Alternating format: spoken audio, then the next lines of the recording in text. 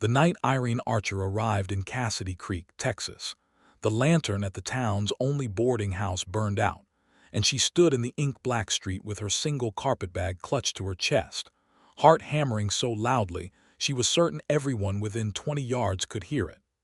It was the spring of 1874, and the town of Cassidy Creek sat along the edge of the Texas hill country like a wound healing slowly in the sun. There were maybe 300 souls who called it home, give or take a few drifters and a handful of Comanche traders who passed through every few weeks to barter at the general store. The streets were packed dirt, the buildings mostly raw timber, and the sky at night went so black and so wide that a person who feared the dark could very nearly lose their mind beneath it. Irene Archer was 24 years old. She had come from Nashville, Tennessee, on the back of a letter written by her late father's solicitor, informing her that she had inherited a small parcel of land outside of Cassidy Creek. Her father, Thomas Archer, had purchased it years ago as an investment and never told a soul about it except, apparently, his solicitor. Thomas Archer had died of a fever in February, leaving Irene with the land, a little money, and nothing, and no one left in Nashville that she cared to stay for. She was not a woman who scared easily, at least not in the daylight hours. She was sharp-tongued when she needed to be, practical in almost everything, and capable of managing her own affairs in ways that most men in 1874 found quietly irritating. She could keep a ledger, she could bake bread, she could haggle at market, and she could read faster than most people she'd ever met. But when the sun went down and the world turned to nothing, Irene Archer came undone in a way she'd never quite been able to explain to anyone. It had started when she was 7 years old, when she'd gotten lost in the root cellar of her family's home during a violent thunderstorm. The door had jammed. The candle had blown out. She had sat in that black, earth-smelling darkness for 4 hours before anyone found her, and something in her had rearranged itself in those 4 hours into a shape she had never quite been able to rearrange back. She was 24 now. She still slept with a candle burning. She still woke in cold sweats if the flame ever went out in the night. So standing in the black street of Cassidy Creek with no lantern light and the vast Texas night pressing in on all sides, Irene Archer gripped her carpetbag and told herself very firmly not to make a scene. She was making something very close to a scene. "You all right, ma'am?" The voice came from her left, and Irene spun around so fast she nearly dropped her bag. A man was standing a few feet away, leading a horse by the reins.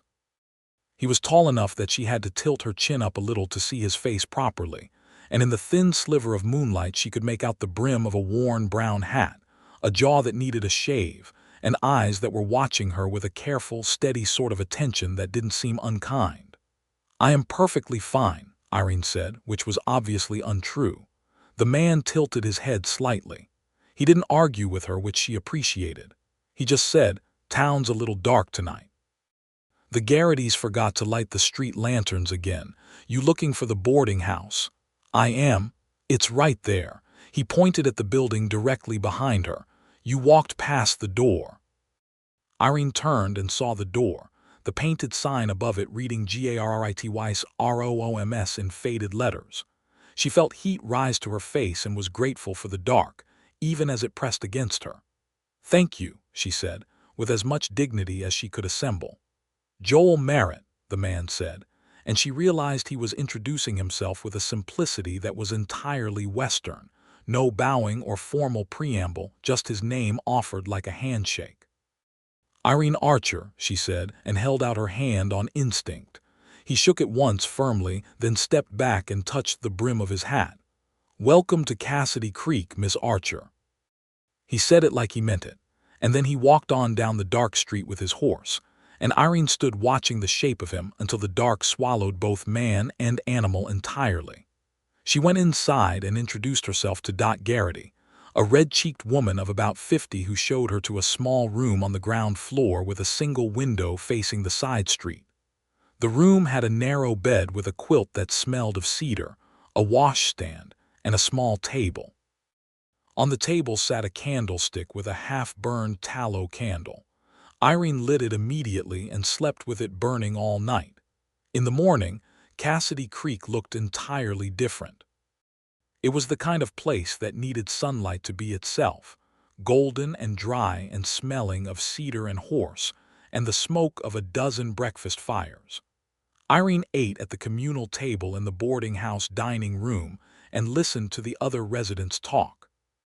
There was a traveling salesman named Gerald Potts, a schoolteacher named Margaret Wells who was around Irene's age and had a quick smile, and a pair of brothers named Deckard who were in town to sell cattle and did not seem particularly interested in conversation.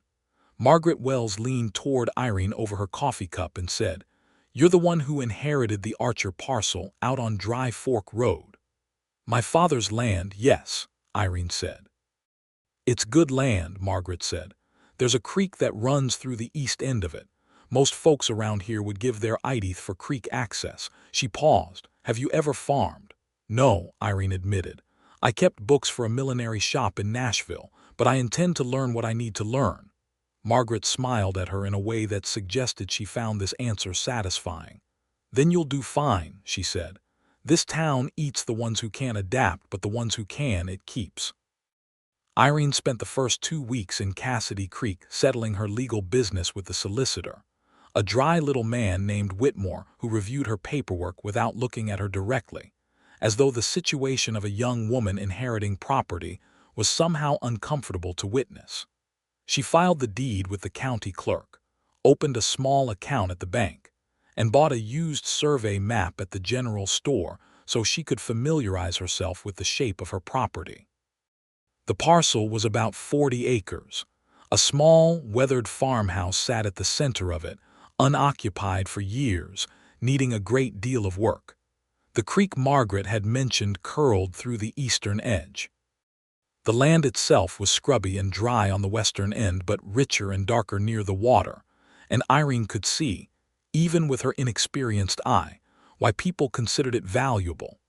She saw Joel Merritt again on a Thursday morning, 10 days after her arrival. She was at the hardware store buying nails and a new latch for the farmhouse door, and he came in behind her and stood waiting quietly while she negotiated the purchase with the storekeeper. When she turned around, he was there, hat in hand, and she recognized him at once. "Miss Archer," he said, "how are you settling in?" "Reasonably well," she said. She looked at him more carefully in the daylight than she'd been able to manage in the dark street that first night. He was perhaps 28 or 30, lean in the way of men who worked outdoors and ate when they remembered to, with sun-dark skin and dark brown eyes that had a directness to them she found, to her mild annoyance, pleasant. He wore working clothes, a cotton shirt gone soft with washing, canvas trousers, boots that had seen real use.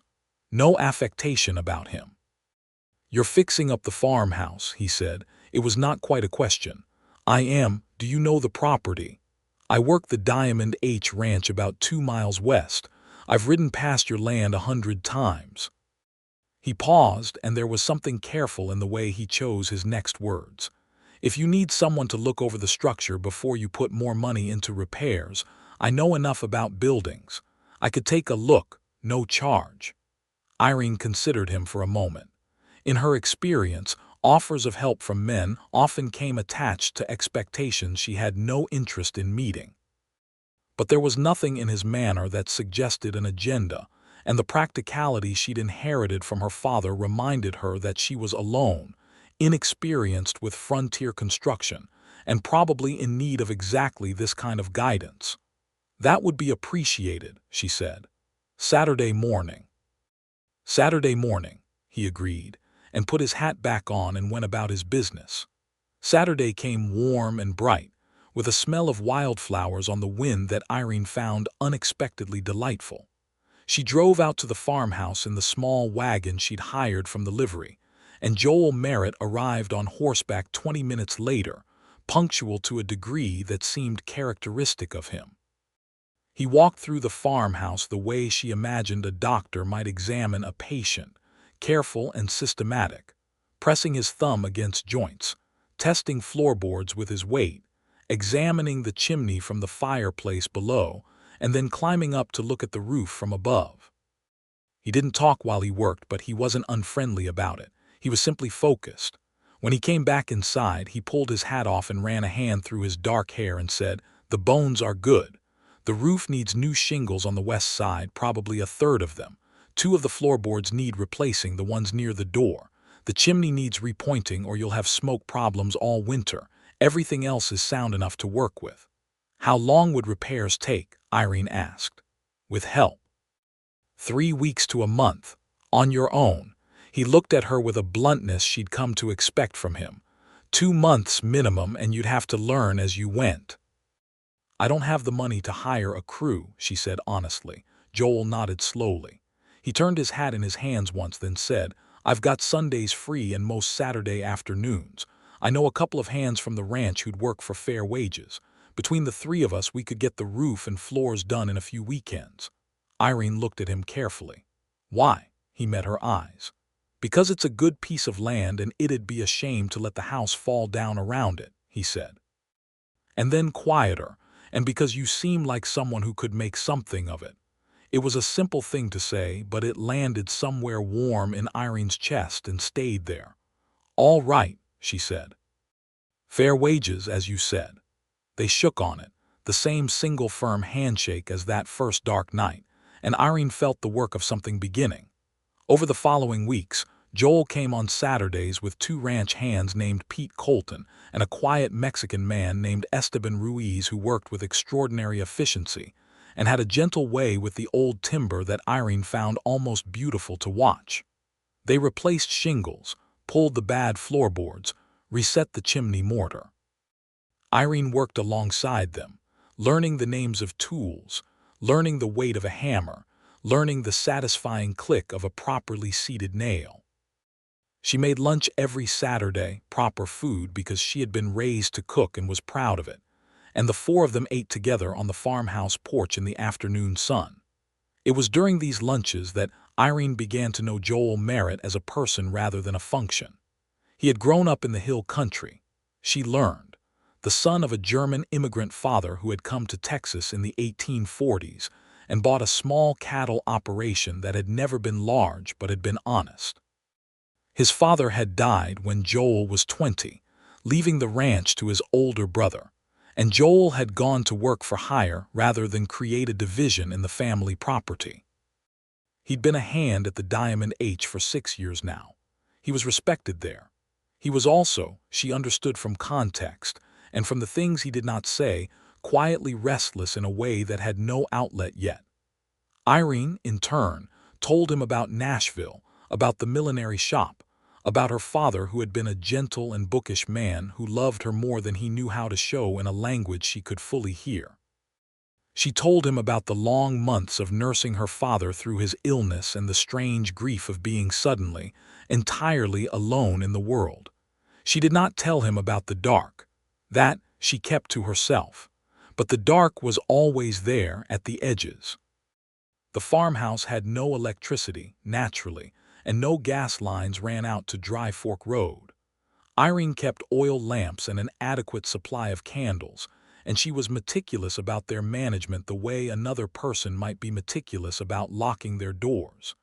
Every evening before the last light left the sky, she had at least 3 light sources burning within arm's reach.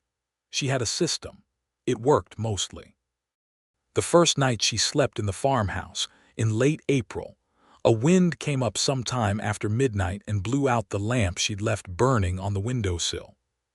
She woke in complete darkness, heart already hammering before her mind fully engaged, and lay rigid in her bed with the black world pressing down on her and her breath coming in small, ragged pieces. She had matches on the nightstand. She found them by memory, struck one, relit the lamp, and sat with her knees pulled to her chest until her heartbeat settled. It took a long time. She did not tell anyone about it the next day. She went to the general store and bought more lamp oil and an additional box of matches, and felt the embarrassment of it sitting quietly in the back of her throat. It was Margaret Wells who noticed first, because Margaret was a woman who paid attention to the people around her, and called what she saw with a directness that was sometimes startling. They had become friends in the easy, practical way of frontier women who were both educated and slightly out of place in the rougher texture of town life. They had Sunday tea together at the boarding house, because Irene still had her room there while the farmhouse work continued, and they talked about books and about the politics of the territory and about the general condition of women in the world, which was a condition they both found inadequate.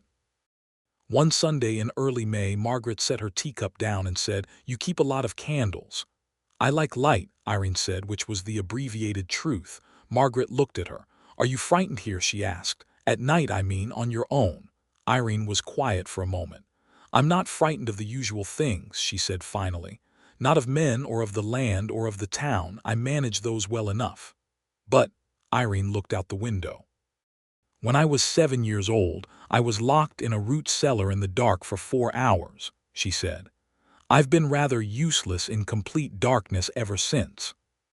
She said it as flatly as she could, as though it were a minor logistical inconvenience rather than a thing that had its teeth in her still. Margaret was quiet for a moment, and Irene appreciated the fact that she did not immediately offer comfort or say anything that began with the words, "Oh, don't you worry." Instead, Margaret said, "That makes complete sense, actually. The mind remembers terror in the body, long after the mind has reasoned its way past it." "Exactly," Irene said, relieved to be understood. "Do you sleep all right?"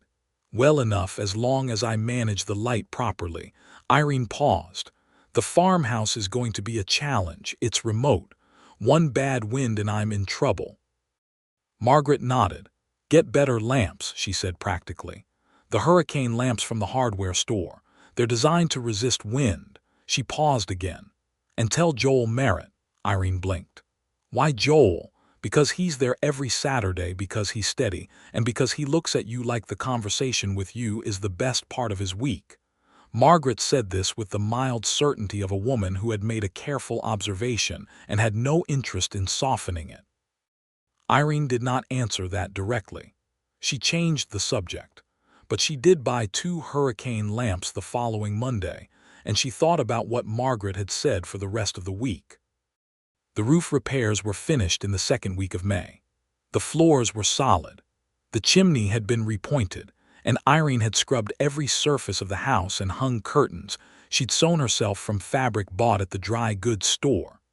She planted a kitchen garden along the south wall of the house, and she put a row of marigolds along the porch because she had always loved marigolds, and because the color of them in the sun was a small daily joy.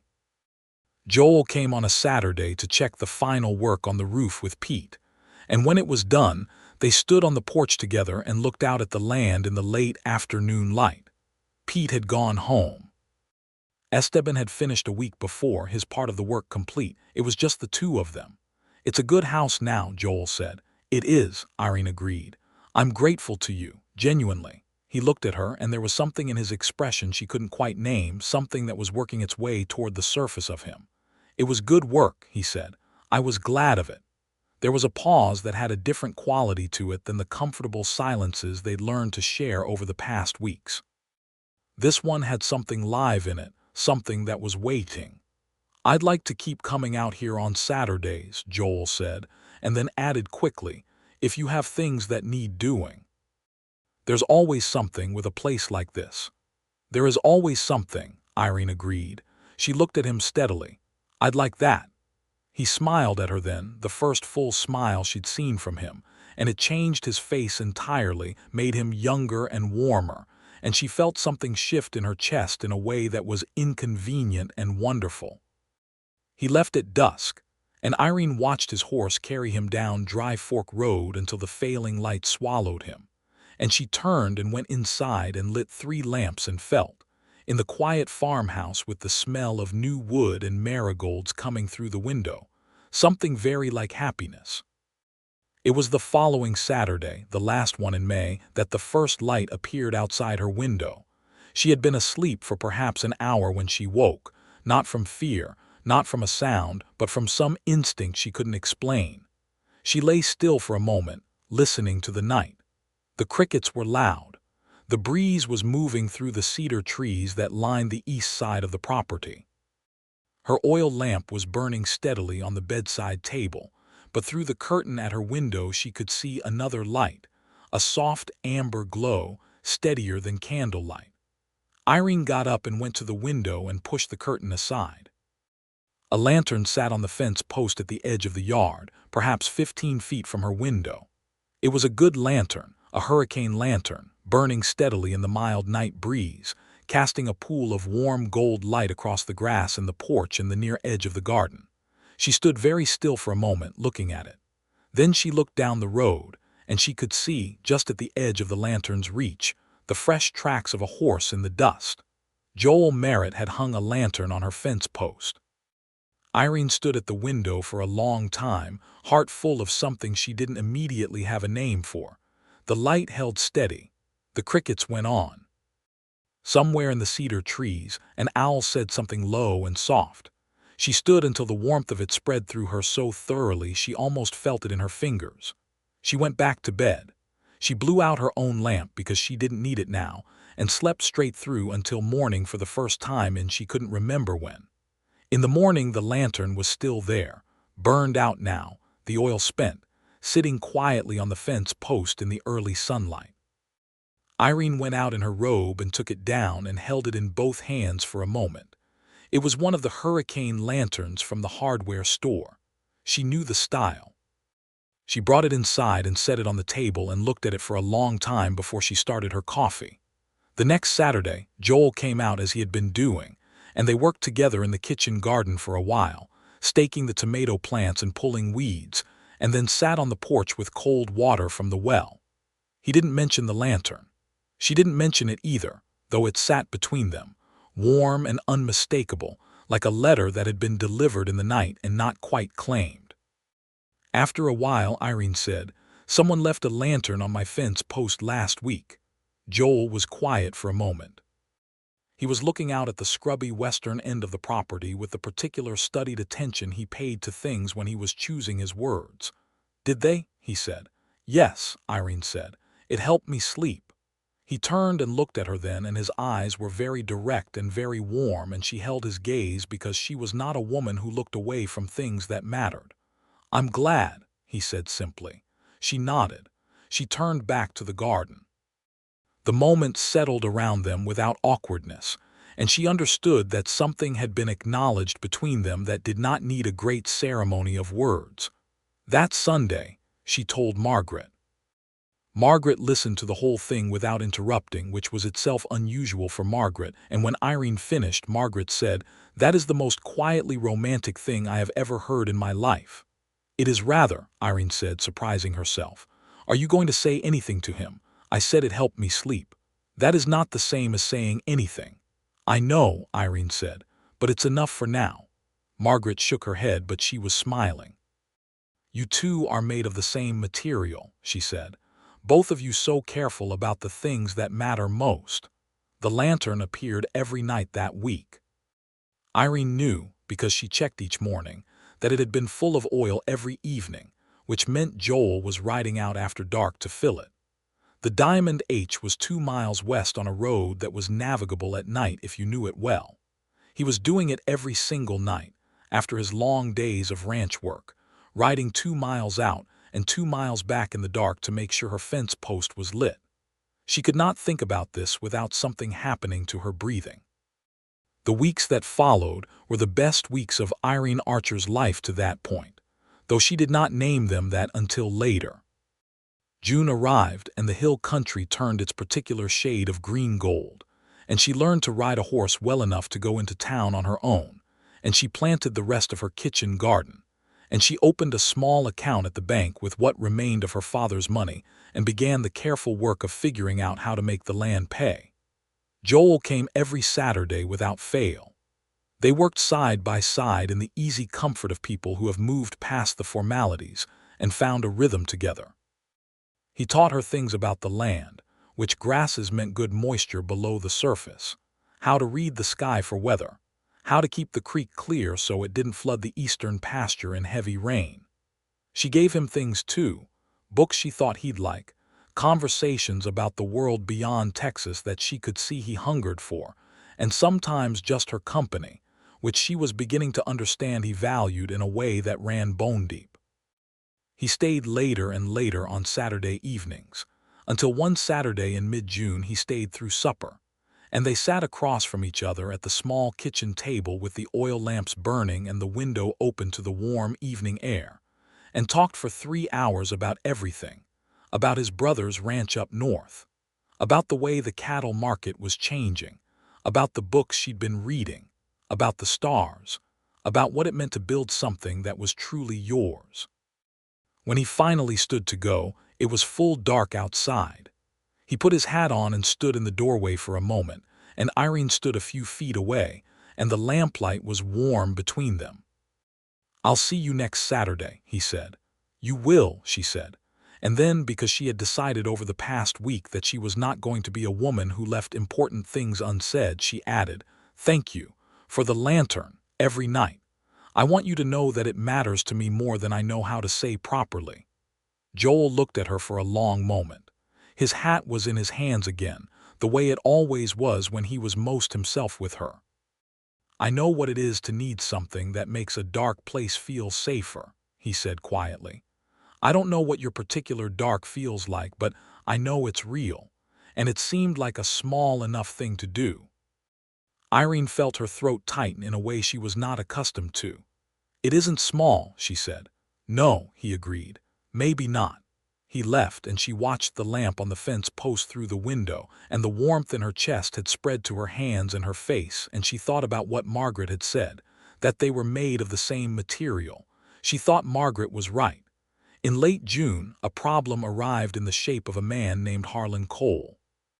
Cole was a land broker from San Antonio, well-dressed and smooth-tongued, who had apparently had his eye on the Archer parcel for some time, and had not known it was going to leave Thomas Archer's estate and land in the hands of a daughter.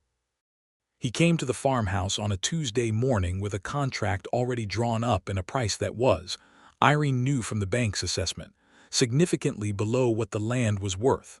"It's remote property for a woman alone," Cole said, with a smile that was almost convincing. "The price reflects the, practical challenges of your situation." Irene looked at the contract for approximately 4 seconds and then set it on the table. "My situation," she said pleasantly, "is that I own 40 acres of creek access land that the county clerk just assessed at 3 times this figure. So unless you have a better offer, Mr. Cole, I think we're done." Cole's smile went a little thin. He tried a different approach, talking about the dangers of frontier life, the difficulty of working the land alone, the wisdom of taking what was offered and returning to more comfortable circumstances. Irene stood up and opened the front door. He left, and she stood on the porch watching his buggy roll back down Dry Fork Road, and she felt the solid satisfaction of a woman who knows her own mind. She told Joel about it on Saturday. He listened without interrupting, and when she finished, he said, "Cole has tried to buy 3 other parcels in this county in the past year. He's backed by a cattle syndicate out of San Antonio that wants to consolidate land." He paused. "He'll probably come back. He can come back as many times as he likes," Irene said. "The answer won't change." Joel looked at her with something in his eyes that was unmistakably admiring. "No," he said, "I don't imagine it will." Cole did come back, twice in July, with incrementally better offers and increasingly less veiled pressure. The second time he brought a man with him who stood in the yard with his thumbs in his belt and said nothing, which was clearly meant to be menacing. Irene found it more irritating than intimidating, and she told Cole that if he brought anyone uninvited onto her property again, she would take the matter to the county sheriff. She told Joel about this on Saturday, and she could see from the way his jaw set that he had feelings about it that he was carefully not expressing. "You handled it right," he said after a moment. "I know," she said, "but I want you to know in case it becomes a pattern." He nodded slowly. "If you ever need me to come out on a day that isn't Saturday," he said, "you send word to the Diamond H, they'll find me." There was something in the way he said it, the directness and simplicity of it, the absence of any drama, that Irene found deeply reassuring. Not because she needed rescuing, but because it was good to be known by someone who paid attention. July moved through with its thick heat and its violent afternoon thunderstorms, and the kitchen garden produced tomatoes and squash and beans in an abundance that surprised and delighted Irene. She began selling surplus at the general store and at the Saturday market, which gave her a small income. She got 2 laying hens from the widow Hennessy at the edge of town and built them a coop with instructions from Joel and considerable effort of her own. She was learning the shape of her life here, and she found, to her genuine surprise, that it fit her. Margaret came out to the farm one afternoon in mid-July, and they sat in the garden and shelled beans, and Margaret said, "He hasn't said anything yet." "Not precisely," Irene said. "Does he need to at this point? He's out here every Saturday and the lantern burns every night." "There's a difference between what a man does and what he says," Irene said. "There absolutely is," Margaret agreed. "But in this case I suspect they're pointing in the same direction." They were. Irene knew it. She also knew that she was not quite yet ready to be the one to say the words outright, which surprised her, because she was generally not a woman who shied from directness. But this was different. This was the most important thing she could imagine saying to another person, and she wanted to be sure of herself before she opened that particular door. The certainty came to her on a night in early August, and it came in the dark. She woke at 2 in the morning to the sound of rain. Not the usual afternoon thunderstorm, but a real, sustained rainfall, the kind that came rarely in summer and was deeply welcome when it did. She lay listening to it on the roof, the sound of it soft and complicated, and through the window she could see the lantern on the fence post burning through the rain. She got up and went to the window and stood looking at it. The rain was coming down steadily, and the lantern was burning, and she thought about Joel Merritt riding out here in the dark rain to fill that lantern and hang it on the post, and the thing in her chest that had been growing quietly all summer expanded until it filled her entirely, and she thought, there it is. She was in love with him. She was in love with a quiet, careful, steady man who knew what she was afraid of, and did something about it every single night without making it a thing to discuss or congratulate himself on, who worked beside her in the garden and taught her about the land and stayed until dark because the time went too fast, who had brown eyes that were always honest, and a smile he gave rarely and fully, and a way of being present with her that she had never experienced with anyone else. She stood at the window a long time in the rain sound, and she was not afraid at all. Saturday came and Joel arrived in the mid-morning with a bag of cedar shingles for a small section of the chicken coop roof that had been letting in too much water. He worked on the coop while Irene weeded the garden, and the morning passed the way their mornings always did, in easy parallel work and occasional conversation, and the underlying hum of 2 people who are very comfortable with each other. At noon they ate lunch on the porch, corn bread and beans, and the cold coffee that Irene had been keeping in the shade since morning. A red-tailed hawk circled out over the eastern pasture. The day was hot, but there was a breeze that made it bearable. Irene set her tin cup down and looked at Joel and said, "I need to say something." He looked at her, just looked attentive and still, giving her his full attention in the way he always did. "I am in love with you," Irene said. "I thought about it for quite a while and I believe that's what it is, and I thought you should know." The silence after that lasted perhaps 5 seconds, but it was not an uncomfortable silence. It was a silence with shape and color to it, the particular kind that precedes something real. Joel set down his own cup carefully. He was looking at her with an expression she had not seen before on his face, something open and certain and very warm. "I have been in love with you," he said, "since about the 3rd Saturday I came out here when you argued with me about the best way to set a roofing nail, and you were completely right and entirely unapologetic about it." Irene laughed. She hadn't expected to laugh, but the specificity of it was so exactly him that she couldn't help it. "I didn't know how to say it in a way that seemed equal to what I felt," he said, and his voice had gone quieter now. I kept thinking I'd find the right moment. This seemed like the right moment to me, Irene said. It is, he said.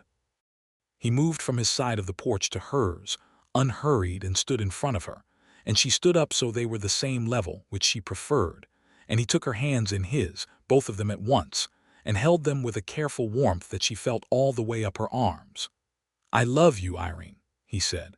I love that you argued with the solicitor and the land broker and probably everyone who ever underestimated you. I love that you read every book you can find and want to talk about all of them. I love that you planted marigolds because you wanted them. I love the way you know your own mind.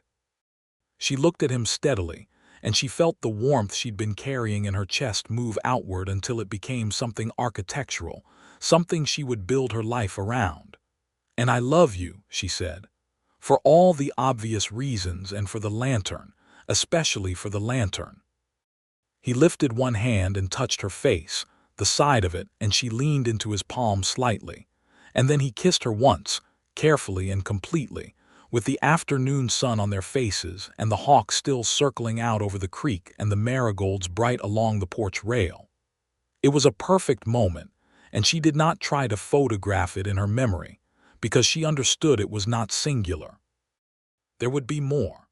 August became September, and September had a golden, slower quality to it, the heat backing off by degrees, the evenings coming earlier and carrying the first cool breath of autumn. Irene and Joel moved through the weeks with a new ease, the ease of people who have said the important thing and no longer have to maneuver around it. He still came every Saturday, but now he came on Wednesday evenings too, after his work at the Diamond H was finished, riding out in the early evening and staying through supper and sitting with her on the porch afterward in the first dark, talking. She made coffee and he told her about the week's work, and she told him about the small negotiations of running the farm, and they argued about books and agreed about people and disagreed about whether it would rain and were both right approximately half the time. He still hung the lantern every night. She had stopped asking him to, because she understood that it was not a burden to him. It was something else. It was his way of being constant with her in the hours when he could not be present. She understood that, and she loved him for it. One Wednesday evening in September, they were sitting on the porch with the last of the light fading in the west, and Irene said, "Tell me what you want." "Not for the ranch, not for the property, for your life." Joel was quiet for a moment, thinking about it genuinely. "Land of my own," he said. "Not for wealth, just for the thing of it, the building of something that starts with what you decide and ends with what you make of those decisions." He paused. "A family eventually, children, a house that fills up." He glanced at her as he said this last part, and she held his gaze. "And you," he said. "I want the same things," she said. "Mostly the same." She paused. "Though I would add a good library," he smiled. "We can build shelves." They looked at each other across the settling dark, and Irene thought about how entirely improbable this was, that she had come from Nashville with a carpetbag and a deed to land she'd never seen and found herself here, in this particular light, with this particular man, feeling as certain about her future as she had ever felt about anything. In October, Joel had a conversation with his brother Marcus, who ran the small cattle operation north of town. Marcus was a gruff man, older than Joel by 7 years, but fair in his dealings and honest.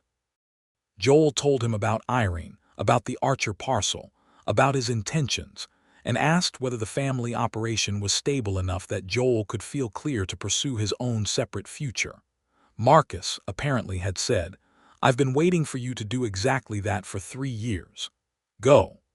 Joel came out to the farm the following Saturday with the look of a man who has made a decision and is comfortable with it, which was a particular look she had learned to read on him. He helped her dig over the garden beds for winter, and then they sat on the porch in the October chill, and he said, "I've been saving money for 6 years. I have enough for a down payment on a good parcel and to run it for a year while it gets established. I want to ask you something, but I want to say something first." Irene waited. "I want to make this land yours and mine together," he said. "Not because you need help with it and not because I want a stake in what you've built, Because I want to do this with you, all of it, the whole project of it." He looked at her steadily. "Will you marry me, Irene?" She had known it was coming, and she had known her answer, and she said it without hesitation. "Yes," she said, "I will marry you." He reached into his shirt pocket and produced a small ring, a plain gold band with a single small garnet set into it, deep red like the heart of an ember, and he put it on her finger, and she held her hand out to look at it in the October light, and thought it was the most beautiful thing she had ever owned. They were married in November, in the small white church at the edge of Cassidy Creek, on a clear cold day with the oak trees gone copper and gold. Margaret Wells stood beside Irene in her best dress and cried a little and denied it. Pete Colton stood beside Joel and looked profoundly uncomfortable in a suit, but managed it with dignity. Esteban Ruiz was there with his wife Maria, who brought tamales to the reception, which was held in the church hall and attended by what seemed like most of Cassidy Creek. Dot Garrity came and said, "I knew the night you arrived," which was almost certainly not true, but which Irene chose to accept graciously. The ceremony was simple and felt exactly right. When Irene said the words of the vow, she meant all of them with a thoroughness she had not known she was capable of. Joel said his words looking directly at her, and she could see in his eyes that he meant them down to the floor of himself. They drove back to the farmhouse in the late afternoon, the two of them in the small wagon with the last of the autumn light painting everything amber and umber. The marigolds along the porch rail had gone to seed, brown and dry now, but she had saved the seeds in a paper envelope on the kitchen windowsill because she intended to plant them again in spring. That night Joel hung the lantern on the fence post as he always had, because some habits are love made visible, and you do not stop them simply because you no longer sleep on opposite sides of a distance. Irene saw him do it from the kitchen window and laughed softly, privately, in the warm kitchen of her own house, and felt the settled, radiant happiness of a woman who has arrived where she was always meant to be. The first winter of their marriage was hard in the way that winters on the Texas hill country are hard, not catastrophically, but insistently. The cold came in waves, and the creek froze at the edges twice, and there were 3 weeks in January when the wind seemed to have a personal grievance against the house's west wall. They burned a great deal of wood in the fireplace and slept under 2 quilts, and Irene put a pair of socks on the chimney flue at night to keep the draft out, which was a solution she'd read about in a farming almanac, and which worked admirably. Joel worked the farmstead during the days and supplemented their income through the winter by hiring out to the Diamond H for the heavy labor of moving cattle through the cold. He came home each evening with the smell of cold air and horse on his coat, and Irene had dinner ready because she found she genuinely liked cooking for 2, liked having a table that needed setting for a person who was coming home. She kept her account books meticulously, and by February she could see that with the kitchen garden income, the egg sales, and the potential of the eastern pasture as grazing land, the farm could become genuinely profitable within 2 or 3 years. She showed Joel her calculations on a cold Sunday afternoon, spreading the papers out on the kitchen table, and he sat and read every number with the careful attention he brought to anything that mattered. "You're right," he said. "And if we added 6 or 7 head of our own cattle in the spring, we could sell at the fall market and make the difference between comfortable and secure." "I was thinking the same thing," Irene said. "The eastern pasture has enough grass if we manage it. You've been thinking about this a lot." "I think about everything a lot," she said, which was true. He smiled at her. "You're the smartest person I know," he said, in the simple way he said things that were important to him without decoration. "I know," she said, because she was not modest about things she was actually right about. And then she reached across the papers and took his hand because she was also not modest about how much she loved him. They bought 4 cattle in the spring, a modest start, selected with input from Marcus Merritt and Pete Colton, who knew cattle in the way of people raised with them. Joel built a proper fence along the eastern pasture with Esteban's help, and the 4 cattle went in and made themselves at home with the unhurried authority of livestock. The second spring at the farmhouse felt different to Irene than the first, in a way that was difficult to articulate except to say that the land felt known now, felt inhabited, felt like it was responding to her. The kitchen garden was twice the size of the original, expanded along the east wall to catch more sun. The marigolds were back in force along the porch rail, orange and gold, exactly as she'd planned. The laying hens had become 6, because 2 of the original eggs had been fertilized, which had surprised and delighted her. She was also, she realized in April, expecting a child. She told Joel on a Tuesday evening, not Saturday, because she could not wait until Saturday. He came out on a Tuesday and she handed him a cup of coffee on the porch and said, "We are going to have a baby." Joel sat very still for a moment, the coffee cup in both hands, looking at her. His face went through something she watched with complete attention, through the first surprise and then something profound and quiet that reshaped him. "Are you all right?" was his first question, which was exactly the right first question. "I'm perfectly healthy," she said. "A little tired in the mornings, but otherwise quite well." He set the cup down and stood up and took both her hands and held them and looked at her face. "Irene," he said, and then seemed to find the usual words insufficient, so he just said her name again. "Irene." "I know," she said. They stood together on the porch in the early evening light, and the world felt very large and very good. She saw Dr. Haskell in town, who confirmed what she already knew and told her she was healthy and the baby was well placed, and that she ought to eat red meat regularly and take short walks, both of which she was already doing. He estimated a November arrival, which would make the child a winter baby, which she thought was appropriate given that she had spent her first winter here discovering what home felt like. The pregnancy changed her daily life in small, practical ways. She asked Margaret to help her let out 2 dresses in the summer months. She moved some of the heavier garden work to Joel for the second half of the season. She sat on the porch more often in the evenings, which she didn't object to, and read the books Margaret brought her from the small lending library the schoolhouse maintained. Joel became, if possible, even more attentive, not in a hovering way but in the quiet, consistent way that was his natural mode of caring. He checked in on Tuesday and Thursday evenings as well as Saturdays. He carried the water buckets without being asked. He made sure the lamp oil was always stocked and the wood pile was ahead of itself. Practical love made visible in 100 daily gestures. Harlan Cole made one final appearance in July, with a new offer and a new set of implied pressures, and Joel was there for that one, standing on the porch beside Irene with his arms folded, and a stillness about him that was, Irene noticed with some satisfaction, genuinely unsettling to Cole's hired presence. Irene told Cole that she was not selling, that the property was now family land for the first generation of what she intended to be many, and that she would appreciate it if he found other enterprises to pursue.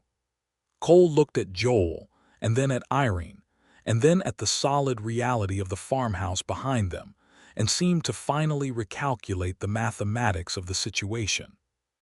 He tipped his hat, got in his buggy, and drove away. "He won't be back," Joel said. "No," Irene agreed. "He won't." They watched the buggy until it was out of sight, and then Irene put her hand on her rounded middle, where the baby was shifting around with the gentle insistence it had developed in the past few weeks, and felt the very complete satisfaction of a woman standing on her own ground. The summer went well and the fall came in cool and clear, and the cattle sold at market in October at a price that was better than their most optimistic projection, giving them enough to carry the farm through winter with surplus.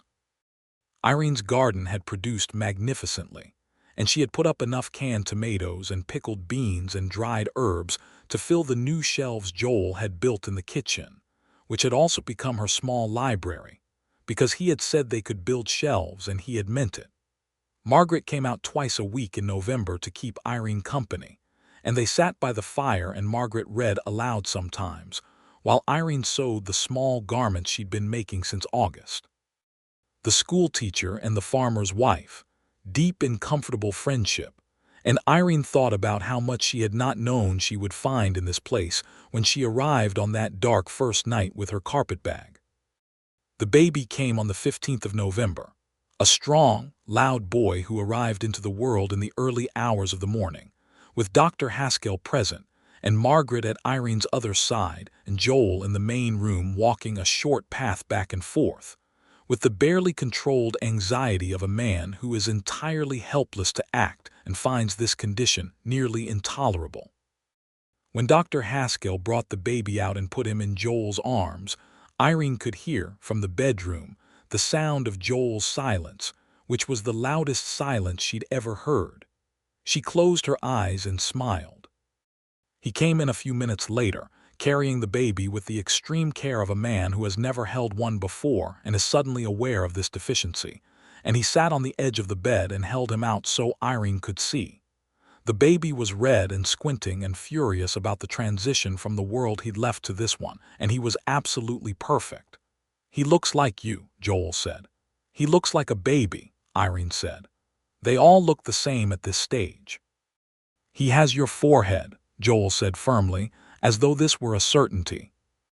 Irene looked at the baby and then at Joel and felt something she had no adequate word for, an emotion beyond happiness or love, something more complete than either, something that encompassed the dark street and the lantern and the roofing nails and the ring and the porch and the marigolds and every Saturday and every night the light burned outside her window. "Thomas," she said. "I'd like to call him Thomas," for her father, the quiet, bookish man who had loved her more than he had known how to say. Joel looked at her and nodded. "Thomas Merritt," he said. "Yes." Thomas Joel Merritt, as the birth record would show when Joel went into town to file it, was exactly what the farmhouse had been waiting to become. The winter that followed was the warmest sort of winter, the kind made warm not by temperature but by fullness. The farmhouse that had stood empty for years was now entirely inhabited, by the smell of wood smoke and coffee, and the particular warm animal smell of an infant, by the sounds of a family settling into itself. Irene recovered her strength steadily, and was back on her feet in 10 days, which alarmed Dr. Haskell somewhat and surprised Joel not at all. She nursed Thomas through the winter nights in the rocking chair by the fire, and Joel sat up with her sometimes, not because he needed to, but because he wanted to, and they talked quietly in the firelight about the spring plans, about the cattle, about the books on the shelf, about nothing in particular, the way people talk when they are entirely content with where they are. The lantern still burned on the fence post every night.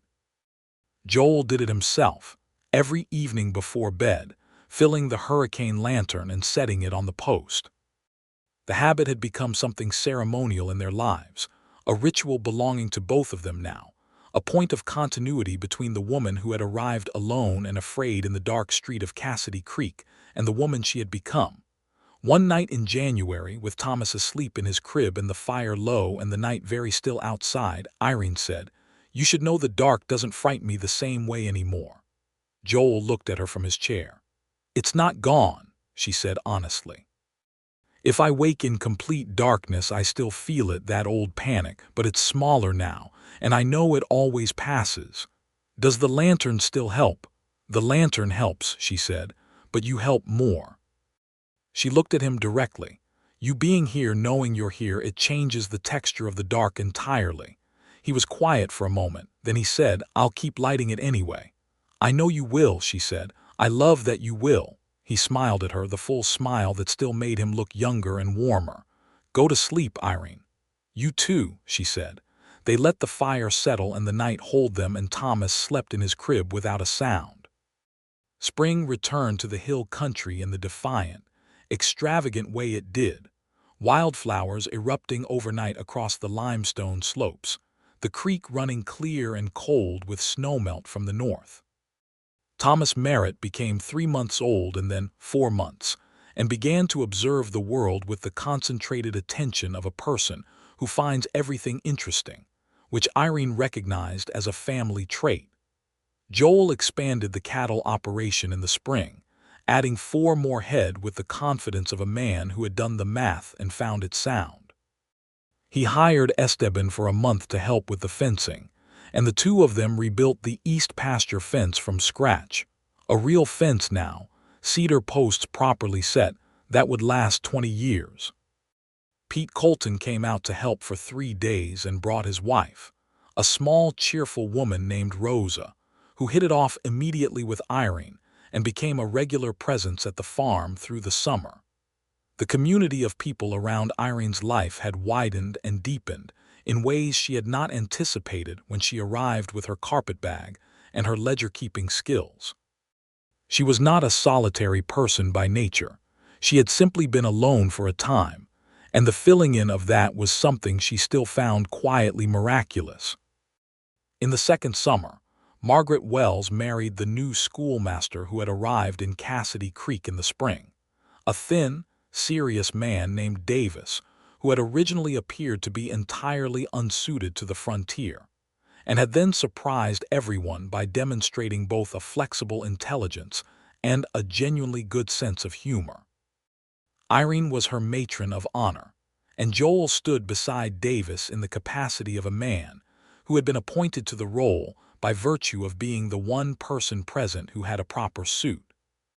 The wedding was at the church in June, and at the reception afterward, Margaret danced with her new husband in the warm evening air outside the church hall, and Irene stood with Joel's arm around her waist and watched and felt the circular rightness of things. Thomas, 8 months old and in full investigation mode, sat in the crook of Joel's other arm and stared at the lantern light that someone had strung along the hall's eave with the alert fascination of a child who has recently discovered that the world is full of interesting light. Irene looked up at her son looking at the light, and then looked at Joel, and he was already looking at her. "Thank you," she said. "For what in particular?" "For everything," she said. "For not making me narrow it down." He kissed her temple, easy and warm. "You're welcome for everything," he said. The years that followed the first were not without their difficulties, because a life honestly lived never is. There was a drought in 1876 that tested the farm and tested the whole region and required careful management of the creek and the pasture grass and the budget. Irene kept the accounts with the same precision that had once kept a millinery shop solvent, and applied it to the farm with results that got them through with fewer losses than most of their neighbors. There was a conflict with a neighboring rancher named Stubbins who claimed the creek's eastern bank was his rather than Irene's, a claim that had no merit in the deed or the survey, but which required a month of legal correspondence and a hearing before the county judge to resolve. The judge found for Irene, and Stubbins was a sourly silent presence at the Saturday market for about a year afterward before apparently making his peace with the outcome. There was a bad season for the kitchen garden in 1877, a wet spring followed by a late frost that killed most of the early planting.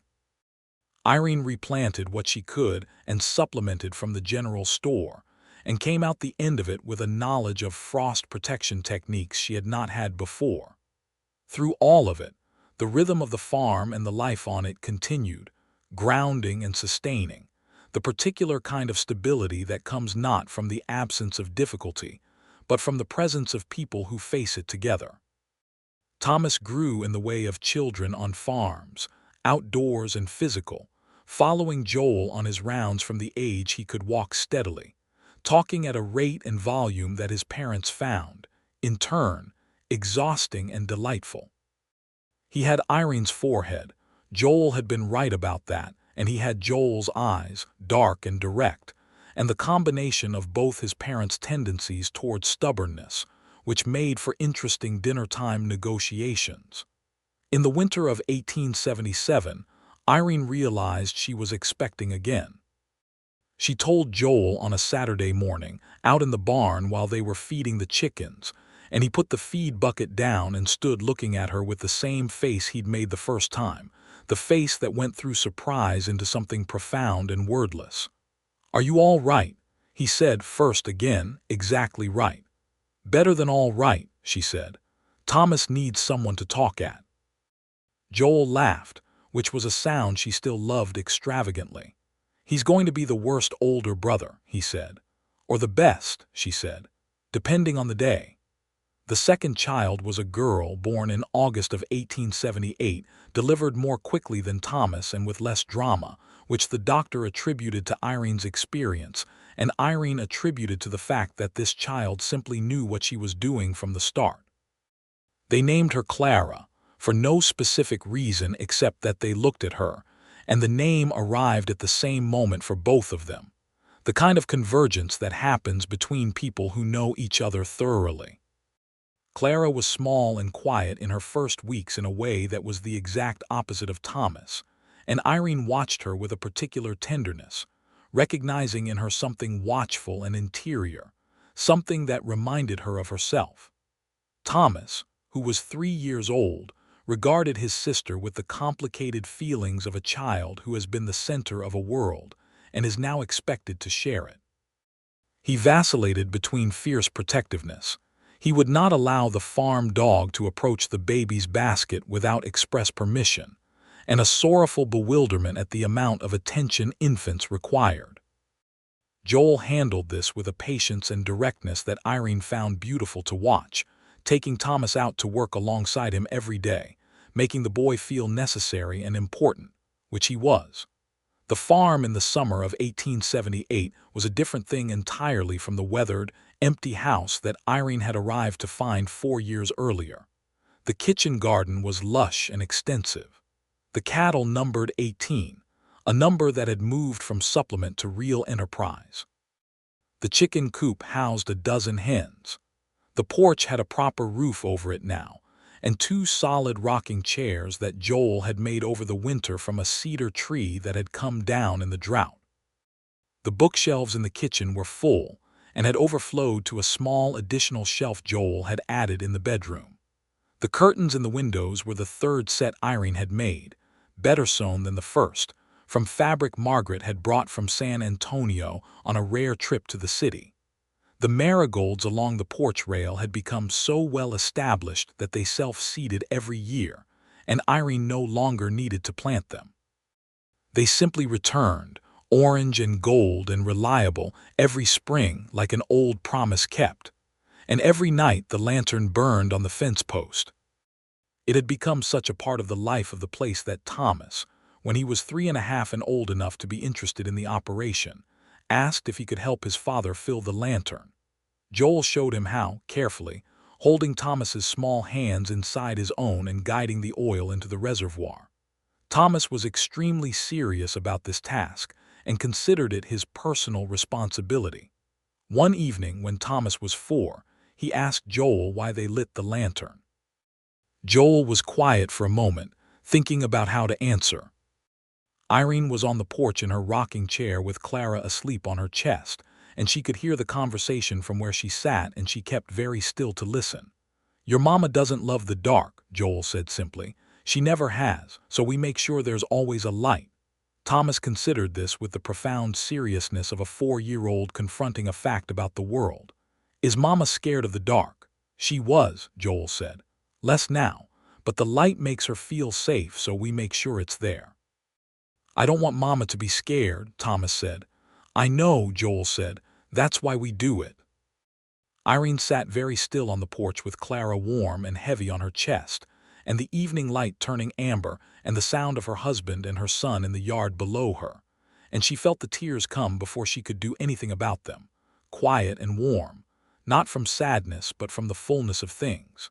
She wiped them away before Joel and Thomas came back up the porch steps. The years moved in the way of years that are good, not slowly or quickly, but at their own necessary pace. By 1880, Cassidy Creek had grown to nearly 500 residents and had acquired a proper post office, a bank of its own instead of just the branch it had been operating from, and a new church with a bell that Clara found absolutely fascinating at age 2. The Merritt farm was known in the county now, known for the quality of its cattle and the variety of its kitchen garden produce, And Irene had quietly become someone people consulted about practical matters, about bookkeeping, about fair market prices, about how to manage a creek during drought season. She did this without making a formal business of it because the formal business of women giving professional advice was still a thing the frontier had not quite organized itself around. But the advice was good, and people recognized it. Joel had become a presence on the county agricultural committee, which met quarterly in the county seat and debated things like water rights and market access for small farmers. He was not a man who enjoyed large meetings, but he was a man who said useful things when he spoke, and so the committee had found they wanted him. They were not rich. They were not poor.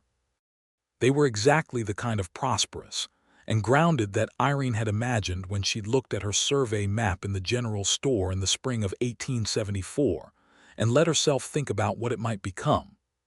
Thomas started school in the fall of 1880, walking to town with his lunch pail, immediately establishing himself as a child who had a great many opinions about everything and was not shy about sharing them.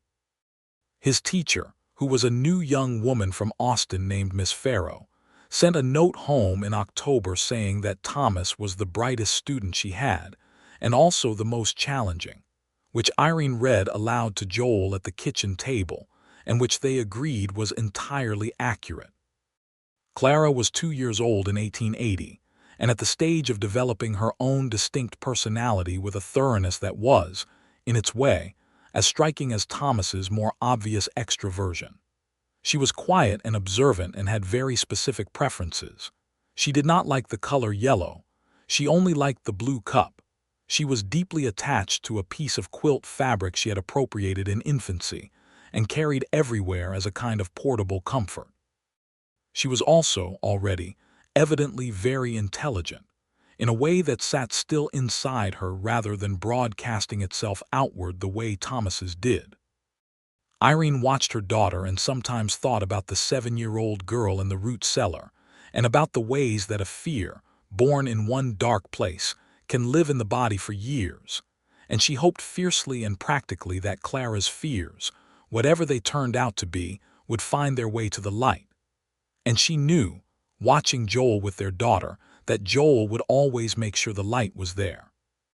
In the autumn of 1881, on a still October evening that had the quality of something ending and something beginning simultaneously, Irene and Joel sat on the porch after the children were in bed, in their rocking chairs, with the sky full of stars above the hill country and the lantern burning on the fence post below.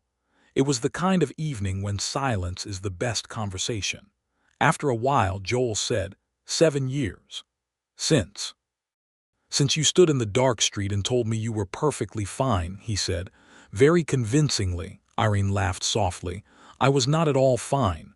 I know, he said. That's why I stopped. She looked at him.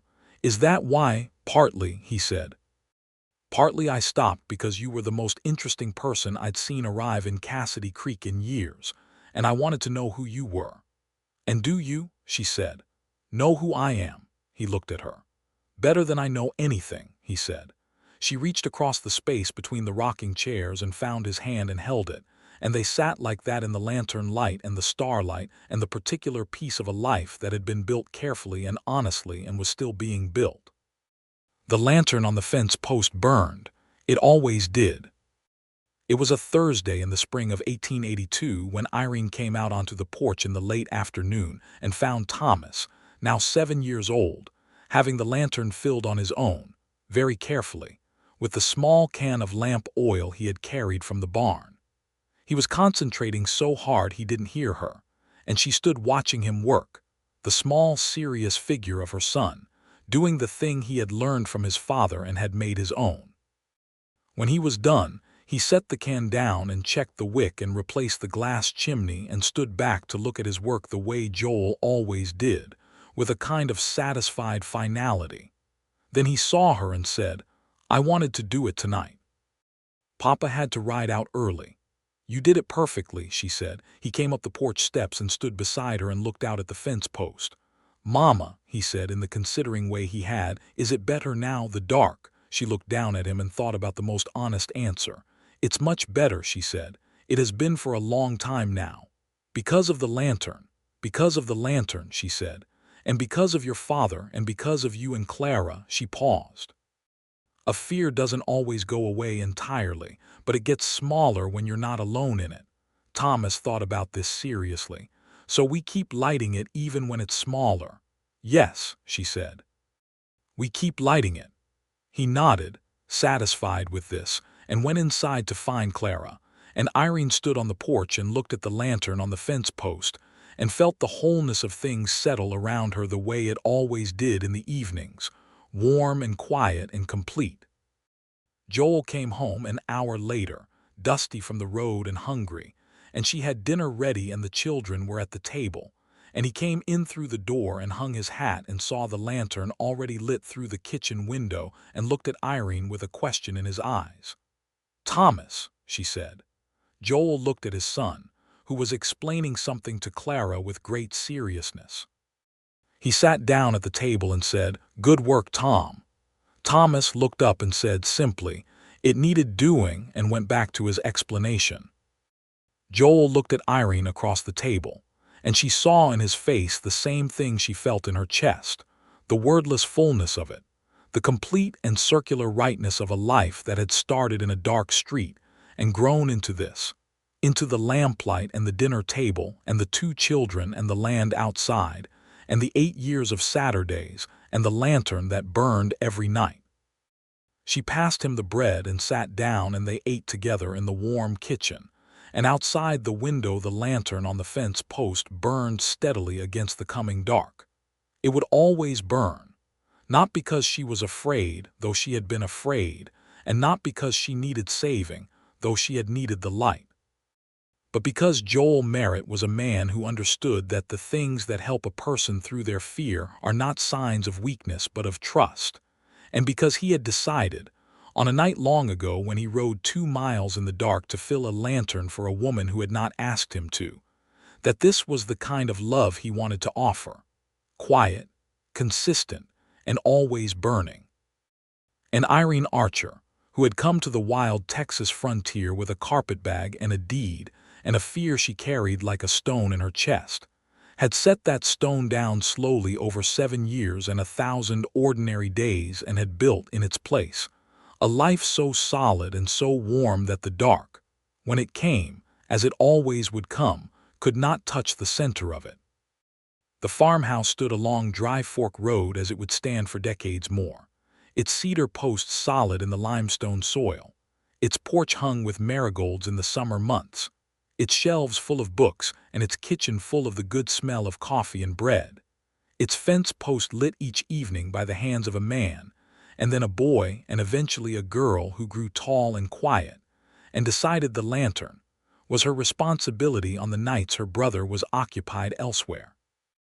The land was theirs, fully and finally, and the creek ran through the eastern edge of it, clear and cold, the way her father had perhaps imagined when he bought the deed he never used, and through the open windows on warm evenings you could hear the sound of it, and it sounded like home.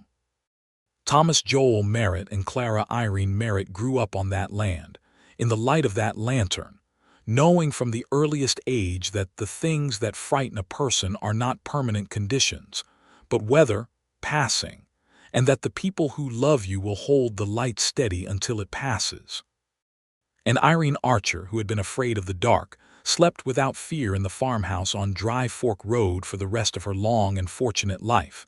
In the amber glow of the lantern her husband lit every evening on the fence post outside her window, because he had decided on a night in the spring of 1874 that it was a small enough thing to do.